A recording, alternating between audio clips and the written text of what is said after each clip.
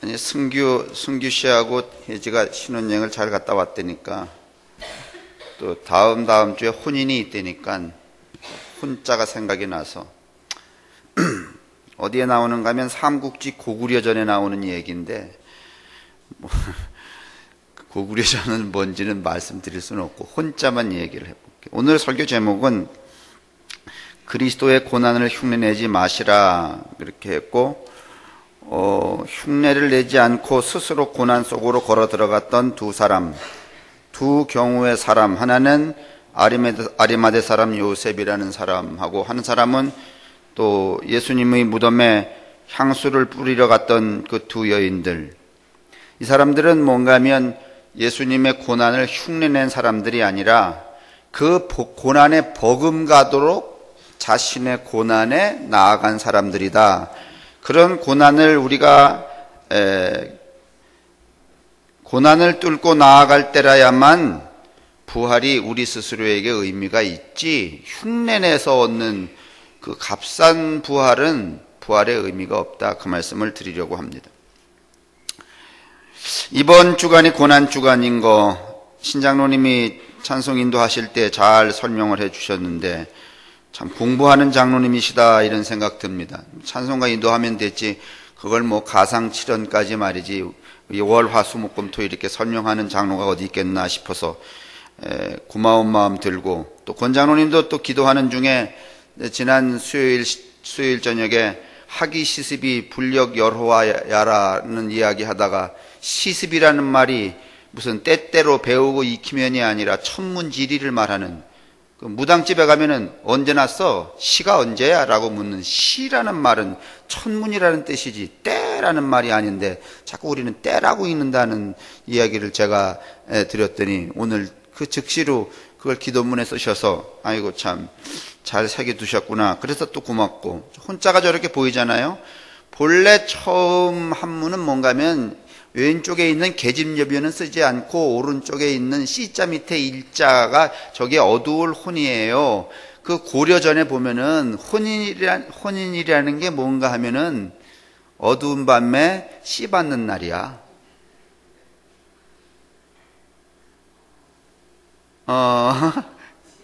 그게 혼인이야, 혼.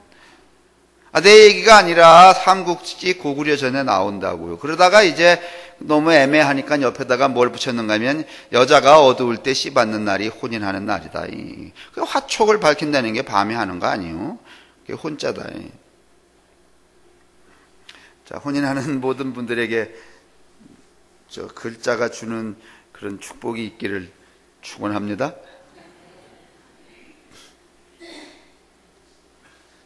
지워. 그냥 생각나서 했지. 저 얘기할 마음이 없었어요. 근데 왔다니까 저게 쑥 생각이 난 거야. 그냥 뭐 기동량 들으면 어디 가서 그래도 맹물이라도 한 잔 얻어먹는데 보탬이 안 되겠습니까? 날로 뻗겨 먹으려고 하지 말고. 그래서 장로님들께도 감사를 드리고, 그래서 우리도 이제 이 고난주간이 되면은 전통적으로 뭐 대부분의 교회가 예수님이 고난에 동참하자 그렇게 슬로건을 내걸고서는 뭐 여러 퍼포먼스를 하죠. 한 끼씩 굶기도 하고, 우리도 뭐 하는가 하면 휴대폰 금식이라는 거 하지 않습니까? 그러나 예수님이 십자가에 달려 죽으신 직후에 이미 승천하신 숨진 예수님을 향해 나아갔던 이들이 있었죠. 이제 그 시체를 달라고 나아갔던 아리마대 사람 요셉, 그 다음에 또 그 무덤가로 그 시체에다가 향유를 부으러 나갔던 여인들. 이 두 경우는 여러분, 이게 퍼포먼스야 아니면 목숨을 건 행위야? 뭐 이렇게 일주일에 아침 한 끼씩 굶는 거, 그 다음에 무슨 뭐 그 일평생 쓰는 동안에 휴대폰 일주일 안 쓰는 거 하고는 잽이 되지 않는, 비교가 되지 않는, 우리가 하는 것들은 뭔가 하면 이 고난에 대한 예식적인 퍼포먼스에 해당하지만 이 두 사람의 경우에는 퍼포먼스가 아니에요. 그냥 어떤 무슨 의식이나 형식이 아니라 이건 목숨을 건 행위와도 같다는 거죠. 우리가 예수의 부활을 생각할 때에는 예수의 부활에는 이 두 경우의 배경이 있어야만 부활이 뭔가 하면 의미 있어지는 거예요.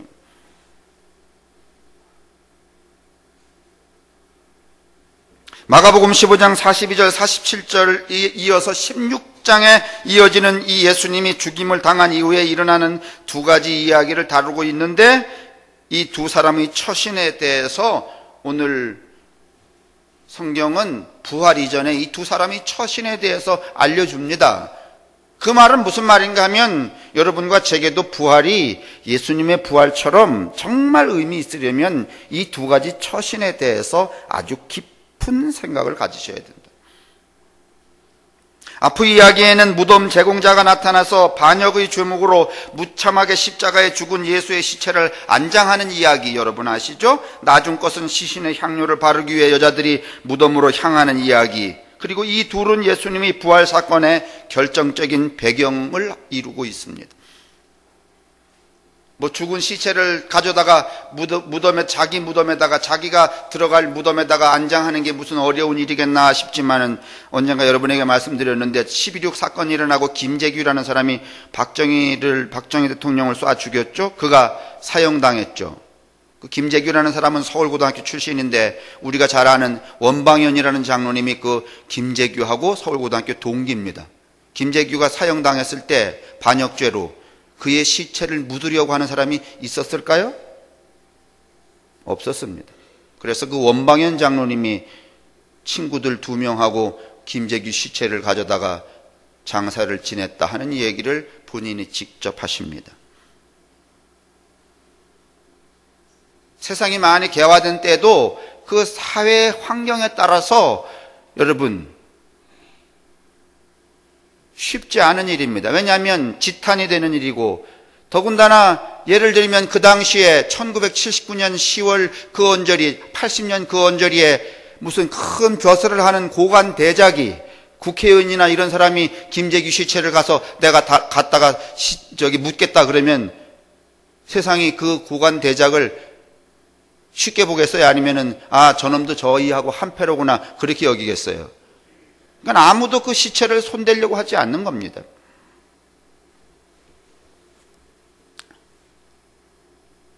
하물며 여러분 1980년에도 그랬는데 2000년 전에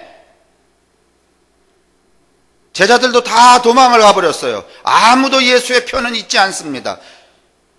당시 로마의 반역자가 되어서 처참하게 십자가에 달려 죽은 그 예수를 향하여 나아가서 그 시체를 달라고, 내가 내 무덤에다가 장사를 치르겠다고 그렇게 아리마대 요셉이라는 사람이, 고관 대작이, 높은 벼슬을 하는 사람이 그렇게 말했다면 이 사람이 한 이 행위는 우리가 하는 일주일 동안 아침마다 하는 그 음식이거나 아니면은 일주일에 그저 1년 중에 한 주간 정도 휴대폰 안 쓰는 거에 이게 비교가 되겠냐고요. 되지 않습니다.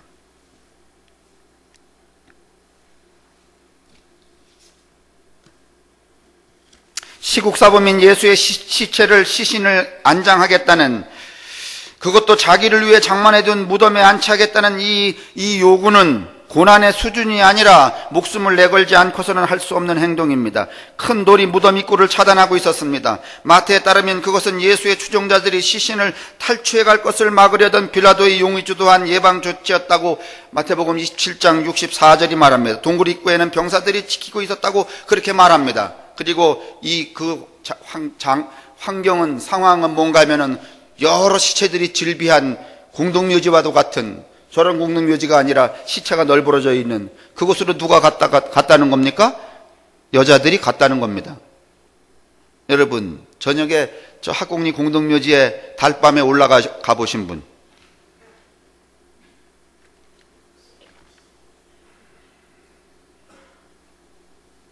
그런데 예수님이 시신의 향유를 바르러 나갔던 이 사람들이 무슨 퍼포먼스, 달맞이 하러 갔겠습니까?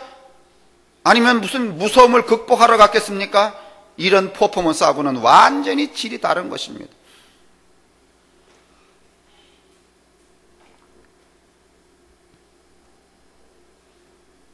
아무리 예수에 대한 흠모와 하나님 나라에 대한 열망이 크다고 해도 엄청난 폭력이 난무하는 공간, 이미 폭력이 자행된 그 공간에 또 다른 폭력이 있을지도 모르는 그 공간에, 그리고 시각적으로도 시차가 널려있는 그 공동묘지 골고다 언덕으로 여자들이, 남자들은 다 도망가고 여자들이 갔다고 한다면, 갔다는데 그것이 어떻게 퍼포먼스가 될 수가 있단 말입니까?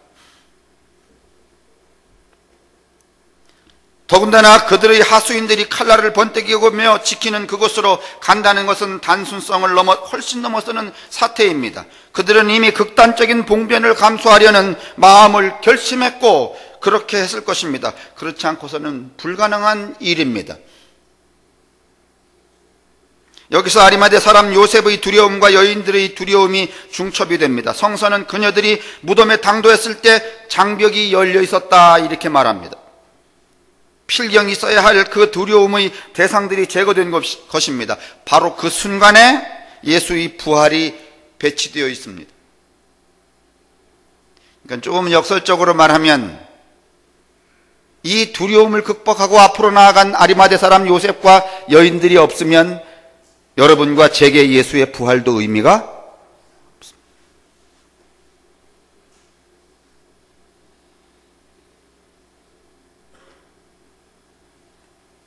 오늘 우리는 예수의 부활을 기념하면서 슬쩍 내 부활로 끼워 넣으려고 하는 그런 심정들을 많이 갖습니다. 그러나 요셉이나 여인들의 부활은 예수님의 부활에 얹어가는 부활이 아니었습니다. 여인들과 요셉은 예수께로 나아가는 두려움을 넘어서 진정한 그들만의 부활을 맞게 되었다는 것입니다.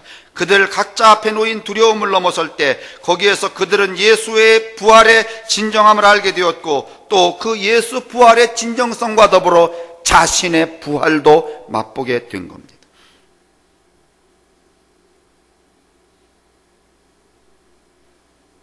우리는 예수 부활 그러면 그냥 예수 부활이 내 부활이야 이렇게 쌤 그냥 퉁쳐먹어. 그런데 이 아리마대 사람 요셉과 이 여인은 그냥 퉁쳐먹지 않았어.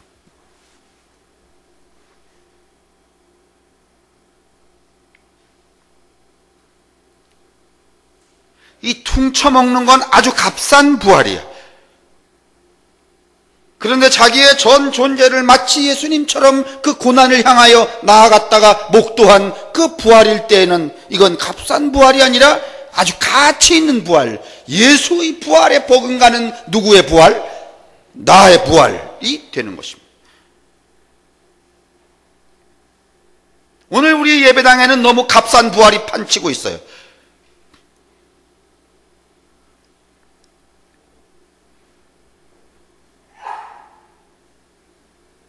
그들 각자 앞에 놓인 두려움을 넘어설 때 거기에서 그들은 예수의 부활의 진정함을 볼 뿐만 아니라 또 그들의 부활도 맛보게 된 겁니다. 남의 부활을 내 부활로 하지 않고 그 남의 부활, 예수의 부활을 내 부활로 승화시키는 것이죠.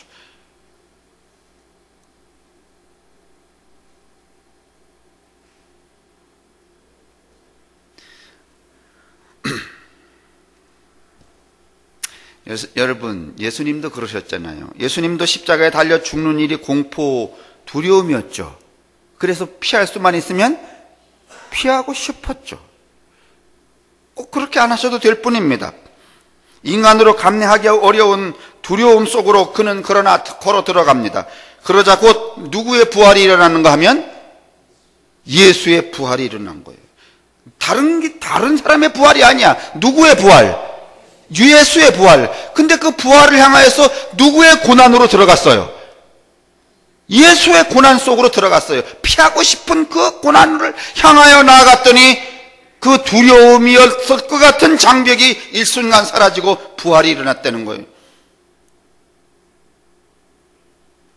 요셉과 여인들이 감내하기 어려운 공포와 두려움을 향해서 그들 자신을 던져놓자 큰 장벽이 사라지고 진정한 자신의 부활을 만났다는 것, 그 이야기하고 같습니다. 이것이 요셉에게 있어서는 예수의 부활이 요셉의 부활이 되는 것이고, 이것이 여인들에게 있어서는 예수의 부활이 곧 누구의 부활이 되는 거야? 여인들의 부활이 되는 거예요. 여러분, 예수의 부활이 그냥 값없이 여러분의 부활은 되지 않습니다. 예수가 부활하셨다고 부활, 그래서 나도 부활, 이렇게 묻어갈 수는 없습니다. 내 부활은 누구의 고난을 통과한 다음에 얻어지는 부활이어야 돼요. 나 자신의. 여러분, 그냥 우리가 퉁쳐먹을 수만 있다면, 부활이 퉁쳐먹는 거라면, 예수님의 제자들이 예수님이 십자가에 달려 죽으시고 이러실 때 도망갔어요? 안 도망갔어요? 다 도망갔죠? 그러다가 성령 오순절 사건 이후에 다 도망갔던 사람들이 돌아왔어? 안 돌아왔어? 돌아왔죠? 그러면 거기서 돌아와서 그냥 그 예수님 밑에서 할렐루야 부르고 박수치고 이러다가 그냥 퉁쳐먹고 이 다음에 부활하면 그만일 텐데, 이 사람들이 다 또 고난을 자초해서 십자가에 달려 죽고 거꾸로 못 박혀 죽고 창에 찢겨 죽고, 그렇게 해서 스스로 자기의 고난을 통과했어요? 안 했어요? 했어요. 왜? 퉁쳐먹을 수 있었다면 할 수 있었을 텐데 왜 그들은 그들의 고난을 향해 나아갔을까요? 누구의 부활을 삼기 위하여? 예수의 부활은 예수의 부활이고 나의 부활은 나의 부활이기 때문에, 여러분, 퉁쳐먹으려고 하지 마요. 퉁쳐먹어도 되는 게 아니에요. 될 수만 있었다면 우리의 앞선 신앙의 선배들이 다 퉁쳐먹었을 거야. 왜 죽었을까요? 왜 고난을 받았을까요? 퉁쳐먹지 그냥. 근데 퉁쳐먹은 사람들이, 우리 앞에 있는 사람들이 한 명이라도 있어요, 없어요? 있어요? 제가 그래서 조사해 왔어요. 야고보, 처음으로 우리가 만날 순교자는 세베대의 아들 야고보인데, 야고보의 순교는 스데반이 죽은 지 10년이 채 지나지 않아서 일어났다. 이는 그 헤롯 아그리빠가 유대의 총독으로 임명되자마자 유대인들에게 환심을 얻을 목적으로 그리스도인들에 대하여 매서운 박해를 가하기 시작했을 때 그는 돌에 맞아 죽었다. 빌립, 그는 채찍에 맞았으며 감옥에 갇힌 채 AD 54년에 십자가에서 처형되었다. 마태, 그는 파티아와 에디오피아에서 사역을 하였고 에디오피아에서 박해받았으며 AD 60년 나다바에서 미늘창으로, 미늘창이라는 게 뭔가 하면 창 하나에 이 비늘이 이렇게 왜 이렇게 이런 거 있잖아요. 그게 여러 개 난 거야. 이렇게 훅 쑤셨다가 확 꺼내면 그냥 쫘르륵 딸려 나오는. 누가? 마태가 이런 창에 찔려 죽었다. 작은 야고보 94세 때 그는 유대인들에게 구타당하고 돌에 맞아 결국 뇌 손상을 입고 죽었다. 마띠아는 12번째로 뽑힌 제자. 다른 대부분의 제자들보다 잘 알려지지 않았지만은 유다 이스카리옷의 공백을 메우기 위해 임명되었다. 그는 예루살렘에서 돌매질을 당하였으며 후에 참수형을 모가지가 잘려서 죽었다. 안드레는 많은 아시아 국가들에게 복음을 전파하였다. 에데사에서 붙들려 십자가에 처형되었는데 땅에서 십자가의 두 끝을 수직으로 못 박혀 죽었다. 여러분, 한 명도 여러분 퉁쳐먹은 제자가 있질 않습니다. 도망갔다가 돌아와서 그냥 퉁쳐먹을 수도 있었어요.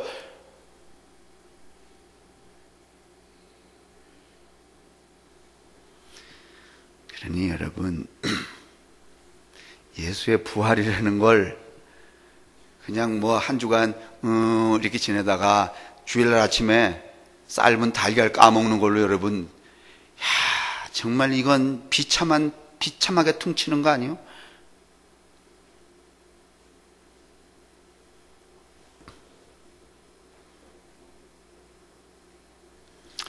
예수님은 고난을 받고 부활하신 게 맞습니다. 그러나 그건 그의 부활입니다. 그가 받은 고난은 그의 고난이지 우리의 고난이 아닙니다. 그러나 그는 두려움과 고통을 무릅쓰고 행진했습니다. 그랬을 때 그 앞에서 고난의 장벽은 사라지고 말았습니다. 그리고 그 고난의 장벽이 사라진 직후에 부활이 일어난 것입니다. 이 정황은 예수에게도 마찬가지고 아리마대 사람 요셉에게도 마찬가지고 오늘 이 여인들에게도 마찬가지입니다. 그리고 이 12명의 제자들에게도 마찬가지입니다. 그러므로 예수의 부활은 예수의 부활입니다. 예수님이 그렇게 부활하셨다고 우리에게 부활이 거저 주어지지는 않습니다. 만약에 거저 주어진다고 하더라도 그것은 아무런 의미가 없습니다. 왜냐하면 값싼 부활이기 때문에 그렇습니다.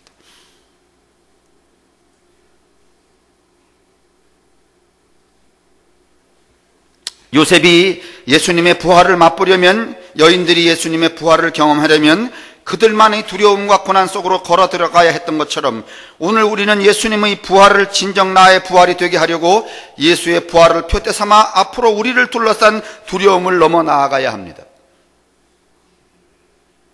우리를 둘러싸고 있는 가장 큰 두려움, 나의 존재 세계 내에서 감당하기 어려운 가장 큰 두려움 속으로 걸어 들어가야 합니다. 오늘 이 시대의 사람들이 겪고 있는 가장 큰 두려움은 뭘까요? 여러분의 두려움이 뭐예요? 예전에는 귀신이 두려웠어. 밤에 길 가면 여기저기서 학교에 가보면은요, 제가 30년을 통학을 했기 때문에 학교에 이렇게 가보면 그 다음날 이 멀쩡한 어린애들도 귀신 안 봤다는 새끼들이 없었어. 근데 그게 귀신이었어요? 아니면 뭐, 제가 아는 어떤 목사님이 저 남녘에 계신데, 목회는 안 하고 뭐 글도 쓰고 시도 쓰고 이러는 분인데, 이 양반이 그 경향신문에 무슨 목사의 시골 편지 뭐 이런 걸 써요. 근데 요즘에 자기 동네에 천지사방에 귀신이 펄럭인데, 이게 뭔가 하면 그 밭에 말이지 깔아놨던 검은 비닐가 하늘에 날아가갖고 여기저기 걸려 있는 거야. 뭐 애들 귀신, 할머니 귀신이요, 펄럭펄럭 해갖고 말이지. 예전 같으면 다 여러분 심장마비로 죽었을 거야, 그 귀신에 걸려서. 근데 요즘엔 웬만하게 귀신 봤다는 사람은 별로 없잖아. 그러니까 시대에 따라서 우리가 인간이 직면하는 두려움이 다 다른 거예요. 그러면 이 시대의 인간이 직면한 두려움이 무엇일까? 뭘까요?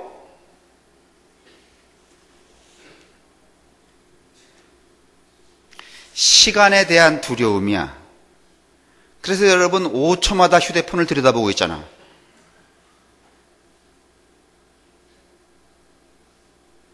아니, 웃으셨잖아요? 그 두려움 때문에 그러는 거예요.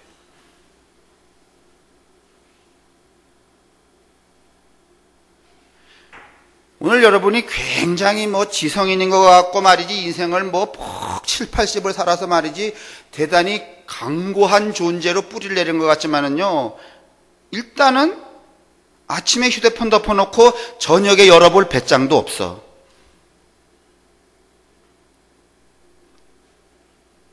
오늘 이 시대의 사람들이 가장 직면한 숙제는 시간으로부터의 자유야.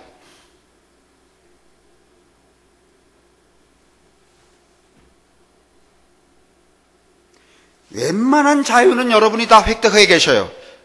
밥하는 것으로부터의 자유, 빨래하는 것으로부터의 자유, 남자로부터의 자유, 여자로부터의 자유, 또 권력과 정치로부터의 자유, 무슨 이데올로기로부터의 자유, 비교적 여러분이 다 자유한 존재들입니다. 뭐 그래도 내가 보니까 한두 번은 말이지 밥때 되면 밥하러 가야 된다고 이러는 분들이 계시지만은, 그러나 대부분은 뭔가면 이만큼 해놓고 그저 뭐 이틀이고 3일이고 뭐 다 자유해. 근데 여러분이 어디에 걸려 있는가 하면 지금 시간의 구속을 당하고 사는 거예요. 좀 여러분에게 어려운 말이지만은, 여러분, 나는 오늘 2015년의 이 시점에서 오늘 이 시대의 인간이 여러분 경험해야 될 부활은 뭔가 하면 시간의 구속으로부터 자유가 여러분의 부활이라고 말하고 싶어요. 그리고 시간으로부터 자유해지시고 부디 바람의 향기를 맡으며 사세요. 봄에는요, 봄바람의 향기가 있는 법입니다. 여름에는 여름바람의 향기가 있는 법입니다. 가을에는 가을바람의 향기가 있는 법이고, 겨울에는 겨울바람의 향기가 있는 법이고, 아침바람의 향기가 있는 법이고, 점심바람의 향기가 있는 법이고, 저녁바람의 향기가 있는 법입니다. 그걸 상실해 버리셨잖아요.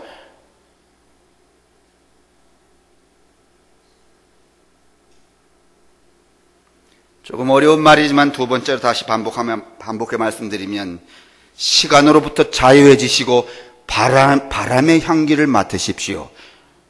여러분, 개도 소도 닭도 다 바람의 향기로 살지 시간의 구속으로 살지 않습니다. 여러분이 이 이야기를 거꾸로 들으시고, 아이고 오늘 설교를 목사님이 나를 개라 그랬다. 노.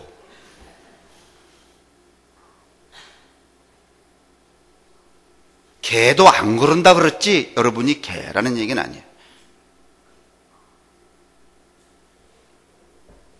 예수님의 부활 덕분에 누구나 부활이 거저 주어진다면 그게 무슨 참 가치가 되겠습니까? 거저 주어져도 부활이 예수만큼 가치 있어진다면 요셉이나 여인들처럼 목숨을 내던지고 두려움 앞으로 나아갈 이유가 있었겠습니까? 일찌감치 예수를 버리고 도망쳐버린 예수의 제자들에게 일어나는 부활이 요셉이나 여인들이 부활과 같을까요? 그렇다면 훗날 도망쳤던 제자들이 돌아와서 그리스도를 위해 목을 베이고 거꾸로 매달림을 당하는 죽음을 선택한 이유는 무엇이란 말입니까?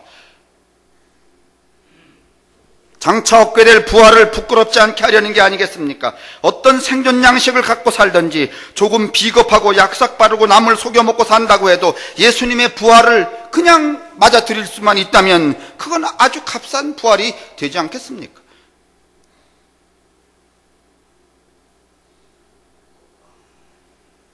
예수님은 부활하셨습니다.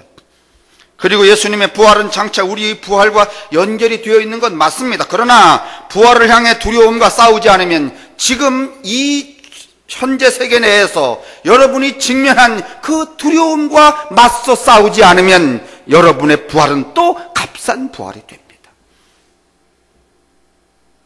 그래서 화두처럼 여러분에게 불린 문자처럼 말이죠. 문자를 지나서 마음에 제가 큰 화살 하나 쏘아드린다면 이 말을 드리고 싶은 거야. 시간으로부터 자유하고 바람의 향기를 맡으며 살라.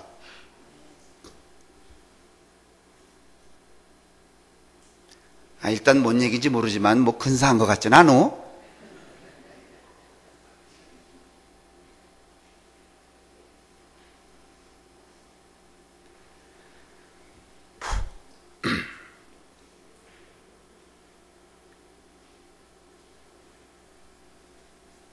자신의 신분이나 사회적인 지위를 포기하고 예수의 시신을 가져다가 장사 지낸 이 아리마대 사람 요셉이나 해골로 뒤덮이고 시체가 나뒹구는 골고다로 나갔던 여인들이 부활하고 생존을 건 두려움에 대한 도전 없이 살다가 늙어서 맞게 되는 부활이 어떻게 똑같겠냐는 말입니다. 요즘에 회자되는 사회학 용어 중에 하나가 뭔지 알아요? 나이는 먹어도 늙지 않는 게 요즘 사람이래. 참 지랄이야. 여러분, 나이를 먹으면 어떻게 해야 되는 거야? 늙어야 되는 거야. 근데 나이를 먹어도 늙지 않는데요. 여러분 너무 좋아하지 마세요. 이건 여러분 천문에 역도하는 겁니다, 여러분. 세상에 어떻게 천문을 거스리고 인간이 존재할 수 있단 말입니까?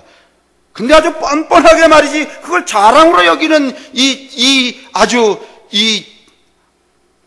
안면 불구의 세대가 된 거야.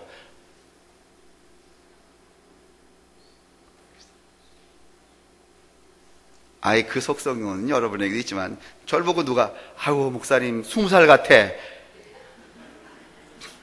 참 미친 이야기지. 그런데 70처럼 보인다는 것보다는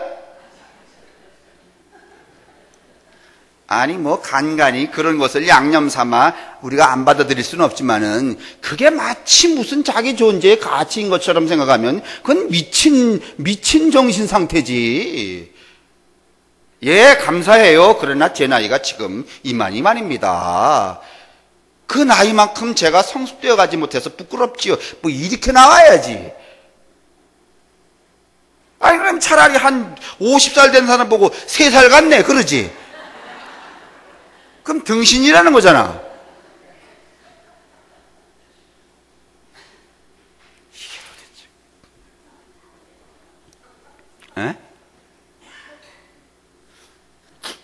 도대체. 이옥희 권사님? 50살 같아 보여. 무슨 아멘이야 또.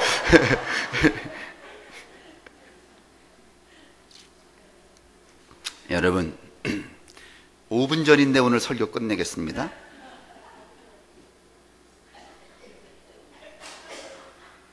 우리가 사는 이 세상은 우리를 두렵게 하고 굴복시키는 게 너무 많습니다. 고도로 발달한 심리정치와 문명의 이기적인 사회적 장치, 욕망의 구조들이 우리를 점점 더 큰 두려움에 빠뜨리고 있습니다. 수많은 사람들이 그 두려움을 극복하지 못하고 자살을 하거나 또 타인을 죽이거나 타살하거나 또 우울증에 걸려가고 있습니다. 우리 인구의 7할은 다 뭔가면 정신과 상담을 받아야 될 그 정도에 처한, 사회가 전체적으로 정신과적 질병 상태에 직면하고 있습니다. 이런 세상에 세상을 이루고 있는 교묘한 속임수에 굴복당하지 말아야 합니다. 그 두려움을 넘어서야 됩니다. 굴복당하지 않을 뿐만 아니라 그런 세상의 위협에 맞서 싸워야 합니다. 나는 오늘 이것이 2015년을 살고 있는 그리스도인들이 성취해야 될 예수의 고난이며 그리고 예수의 부활이라고 생각합니다. 그러니 여러분, 고난을 흉내내지 마십시오. 직면한 세상의 고난 속으로 여러분이 직면한 여러분 생존의 현 세계 내 안에서 여러분이 두려워하는 그 두려움 속을 향해서 나아가십시오. 그 두려움은 다 헛것입니다. 여러분, 헛것에 쏟고 있는 거야.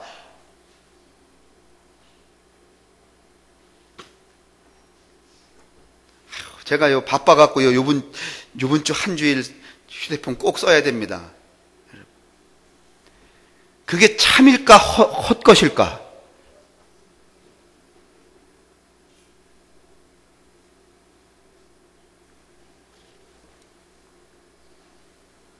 그럴 때 요셉처럼, 그렇다고 여러분 뭐 또 지금 말이지 마음의 동화를 받아갖고서는 나도 휴대폰 금식에 동참합니다, 이렇게 하지 마세요. 뭐 그렇게 해봐도 되는 것도 아니고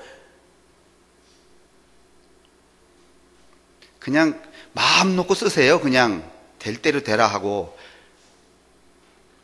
그러나 한 가지를 염두에 두세요. 시간으로부터 자유로워지고 바람의 향기를 맡는 인생, 이건 좀 기억하세요. 그럴 때 여러분, 이 요셉처럼 여인들처럼 예수님의 부활을, 누구의 부활? 내 부활로 맞아들일 수 있습니다.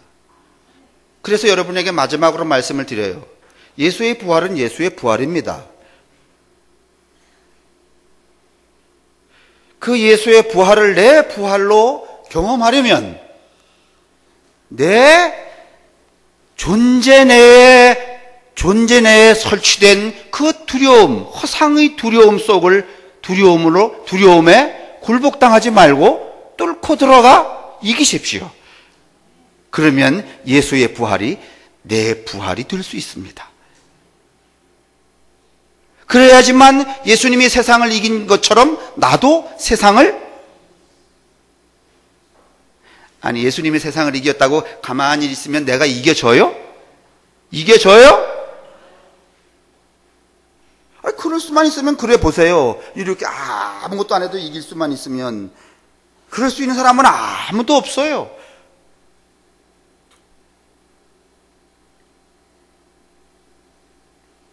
일순간에 예수의 부활을 내 부활로 삼을 수는 없지만은 여러분, 오늘 드린 이 말씀 중에, 그리고 우리 앞에 표본으로 보여진 이 아리마대 사람 요셉과 이 여인들이 주는 어떤 교훈이, 생존의 교훈이 여러분과 제게 그 아주 견고한, 허상의 그 견고한 장벽에 이렇게 조금이라도, 이렇게 금이라도 찍 하고 좀 가게 되었으면 좋겠습니다.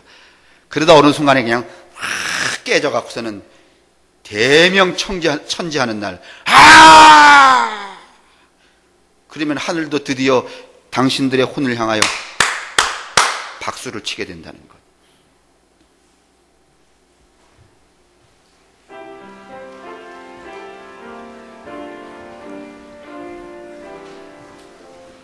우리 우리 주 예수 그리스도의 은혜와 하나님의 사랑하심과 성령의 축복이 우리에게와 우리가 살고 있는 이 존재 내의 모든 두려움을 극복하고 나아가기를 소망하는 당신의 모든 신실한 혼들 위에 저들의 삶과 가정 위에 언제나 함께 하시기를 간절히 축원합니다. 아멘.